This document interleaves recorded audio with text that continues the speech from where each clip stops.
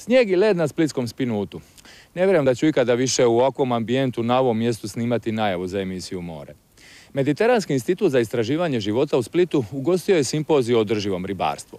Ribarski profesionalci, struka, ekolozi, nadležna ministarstva.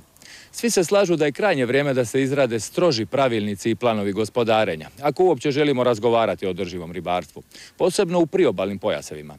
I što je još važnije, da se ta pravila doista i počnu poštivati na moru, shvatili su i ribarski profesionalci. Riblji resursi u priobalnom ribolovu su prelovljeni i ovako dalje ne ide. Poruka je stručnjaka sa Splitskog instituta za oceanografiju i ribarstvo. Svi oni koji su izravno vezani za ribarstvo to znaju već godinama. No tu su i rezultati znanstvenih istraživanja, koji precizno i bez demagogije upozoravaju kako su potrebne strože mjere i veća zaštićena područja bez ribolova.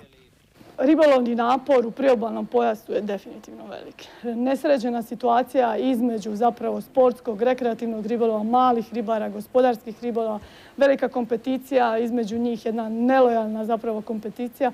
Ruku na srce, u državi u kojoj bivši predsjednik vlade ima višestruke prijave zbog pronevjera novca, teško je očekivati da ribari poštuju sva pravila na moru.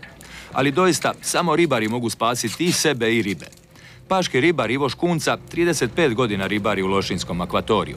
Kaže kako kolege nikad nisu bile svjesnije da se nešto treba mijenjati. Jako veliki interes se pokazao za te no-take zone, za bilo koje načine regulacije, znači od zabrana, jer otprilike vam to ovako izgleda.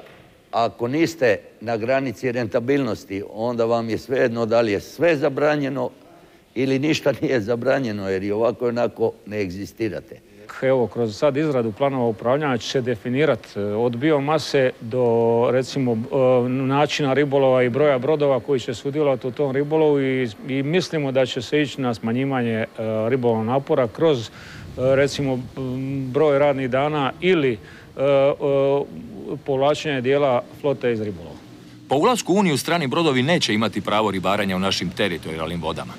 Ipak, u ostatku našeg mora imat će ista prava, ali i ograničenja kao i naši ribarski brodovi.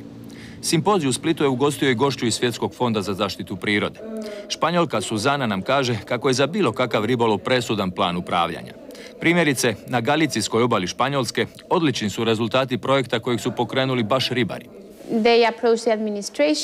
Ribari su se povezali s vlastima i znanstvenicima, razvili su plan upravljanja na svom ribolovnom području, detaljno su kartirali svoju zonu ribolova i odredili granice. Mislim da postoje fama o tome da će nam neko drugi doći, da neko drugi izlovljava. Još uvijek smo mi ti glavni koji utječemo na stanje našeg ribljeg fonda. To vanjsko more, taj ZERP sačinjava zaista jedan manji dio i ribolova i ribara. Bitno je da se pozabavimo sa problemima u svojoj kući, kojih je zaista puno i ako ih riješimo možemo stvari unaprijediti. Problema je u našoj kući, odnosno na našem moru, više nego dovoljno. Mogu li zaštićena područja na moru, nacionalni parkovi i parkovi prirode biti alat i putokaz za preslikavanje pravila na šire područje? Nažalost, sustavi kontrole u našem društvu uglavnom loše obavljaju svoj posao. Inspekcije imaju malo ljudi i plovila. Puno stvari u ribarstvu prođe mimo države. Razgraničavanje bolje između profesionalnih i neprofesionalnih ribara, koje trenutačno postoji nekakva siva zona između jednih i drugih, stvara se nelojalna konkurencija. Bolja kontrola prodaja ribe među sportskim ribolovcima, gdje se zapravo riba ne bi smjela prodavati, a trenutačno se to događa i svi smo svjedoci. Prodaja ribe u restoranima, znači postoje mnogi niz sitnih koraka na koji način se može bolje upravljati tim ribarstvom. Splitski simpozij o održivom ribarstvu ponudio i niz zaključaka, izdvojit ćemo ih nekoliko. Nužno je uspostaviti djelotvornije kontrole, kao i uspostaviti zaštićena ribolovna područja, posebno u području Jabučke kotline. I na kraju svakako ono u čemu su se složili i ribari i struka.